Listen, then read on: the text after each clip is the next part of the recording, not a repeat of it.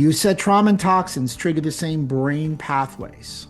Can you unveil that? And what does it actually look like in the body? And what can you do for it? When I was really getting into mold, and I started getting all these people that seemed like they'd had significant trauma in their life, and there was this connection that led to MCAS, or mast cell activation syndrome. They're complex, they're very difficult, they're highly reactive. So I was diving into inflammatory responses, and I came across some studies that showed that when you've gone through stress or trauma by itself, you can trigger the same interleukins, the same cytokines, which are inflammatory markers in the body. So emotional trauma can be just as damaging to your inflammatory pathways. If your body's reactive, if your body's sick, if you're fatigued and you're using up all this energy to build immune responses, you're also gonna have brain fog because short-term memory is decreased when you're dealing with this stress trauma. So your body's constantly in this reactive state,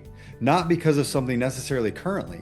It could have been the childhood trauma you had 30 years ago. When you added increased stress from mold and job and kids and spouse and all the other things in your life that compounded on top of it, and now it got excited, and now your mast cells are triggering these inflammatory responses all the time because they don't have the energy to differentiate in between what is safe and normal life and what is dangerous. So in short, physiological, psychological issues, stresses to the brain, can hitchhike the same pathways as toxins and infections.